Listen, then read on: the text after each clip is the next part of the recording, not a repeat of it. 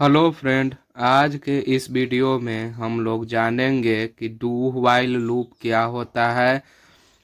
उसका सिंटेक्स पढ़ेंगे, एग्जाम्पल पढ़ेंगे और फ्लोचार्ट बनाना सीखेंगे। और जानेंगे कि डू व्हाइल लूप का यूज हम लोग कब करते हैं और ये कैसे व्हाइल लूप से डिफरेंट है और फॉर लूप से भी डिफरेंट कैसे है। तो आइए सबसे पहले जानते हैं हम लोग what is do while loop. This statement is also a type of loop control statement. Do while loop statement कैसा है? ये एक तरीके का लूप कंट्रोल स्टेटमेंट ही है। It works just like while statement. ये व्हाइल लूप के जैसे ही काम करता है, but difference is that condition is written after loop bodies. लेकिन इसमें डिफरेंट क्या है? डिफरेंट ये है कि जो कंडीशन है वो लूप बॉडी के लास्ट में लिखा जाता है। यही डिफरेंस है किसके? डू वाइल लूप के किससे? वाइल लूप से। Therefore, a statement are executed in it at least one time. Either condition is true or false. और एक बात ये भी है इसमें कि इसका स्टेटमेंट जो है वो एक बार एग्जीक्यूट होगा ही होगा, चाहे कंडीशन ट्रू हो या फॉल्स हो। कंडीशन इससे उसे कुछ लेना देना नहीं है जी, ट्रू हो या फॉल्स हो।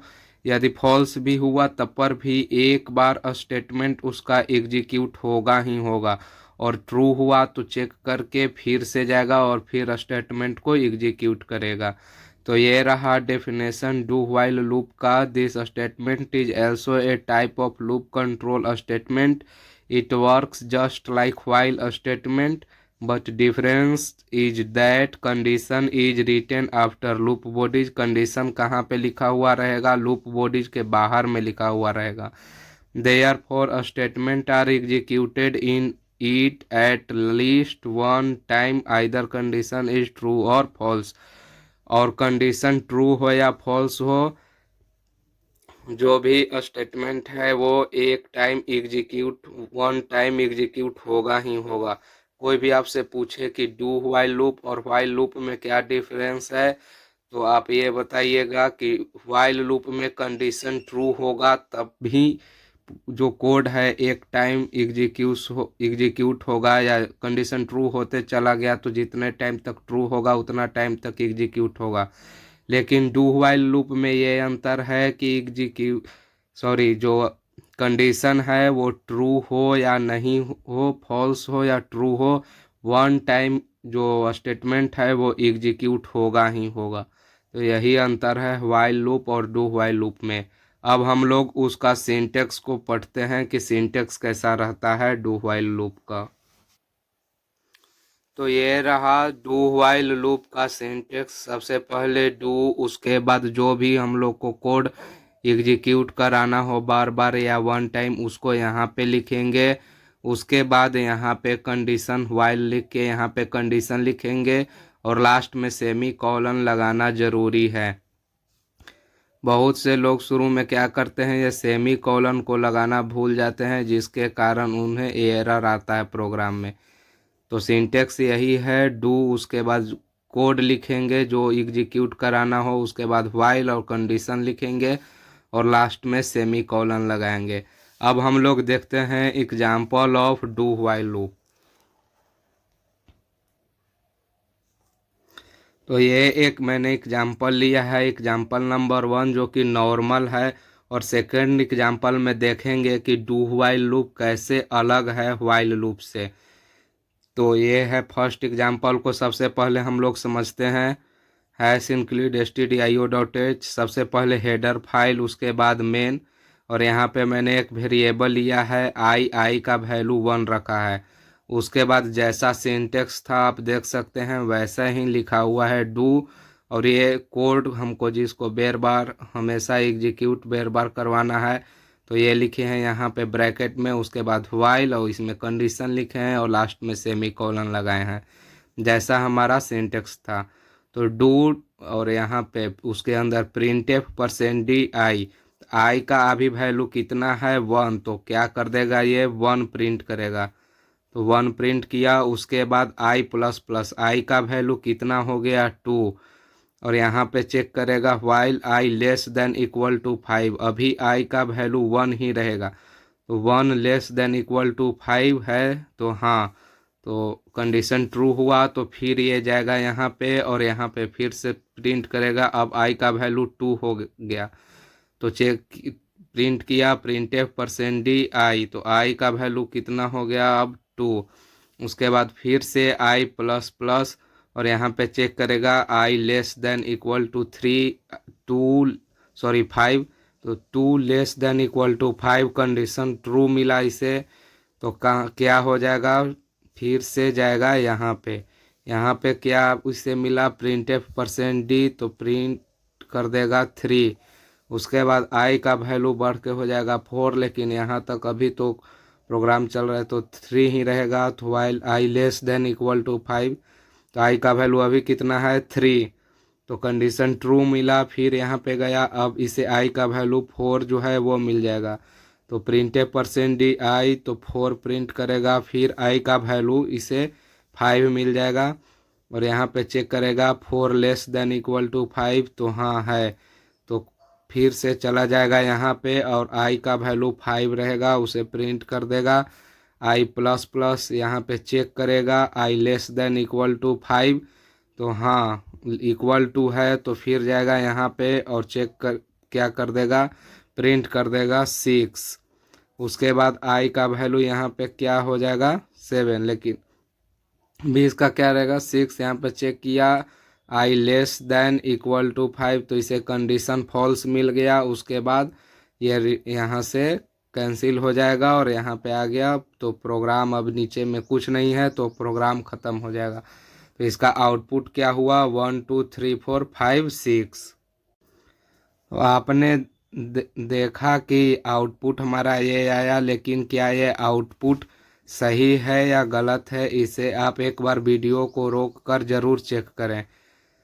तो मैं मानता हूँ आप चेक कर लिए होंगे। तो हम लोग देखते हैं क्या इसका आउटपुट ये सही है।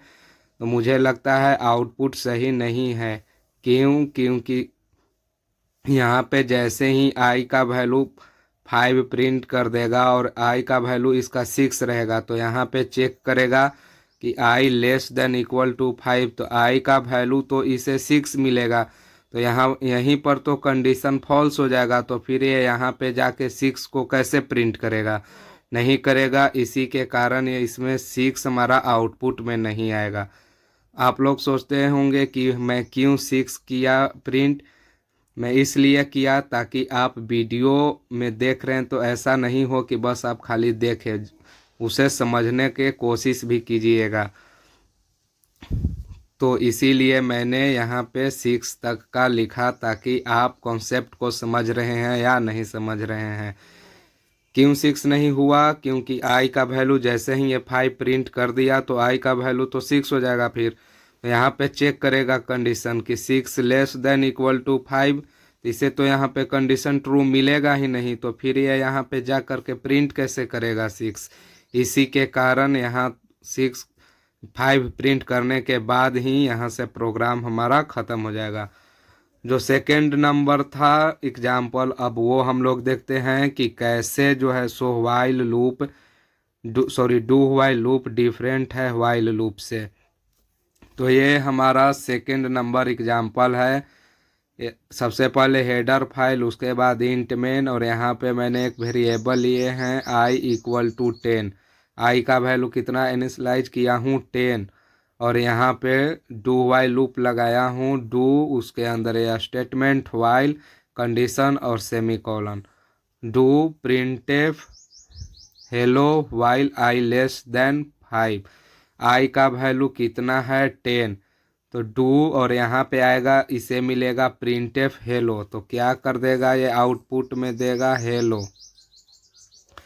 हेलो आउटपुट देने के बाद फिर ये क्या करेगा, यहाँ पे आएगा और कंडीशन को चेक करेगा कि क्या आई जो है वो 5 से छोटा है। तो आई का वैल्यू तो यहाँ पे 10 है, क्या 10 लेस देन 5 एक कंडीशन ट्रू होगा? नहीं, कभी नहीं होगा। क्यों? क्योंकि आई का वैल्यू बड़ा है 5 से।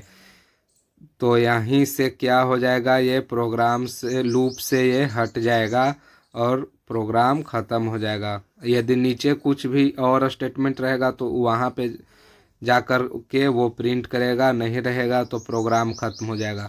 तो यहाँ पे हम लोगों ने देखा कि कंडीशन जो है सो ट्रू हो या ना हो, एक बार डू वाइल लूप काम जरूर करता है।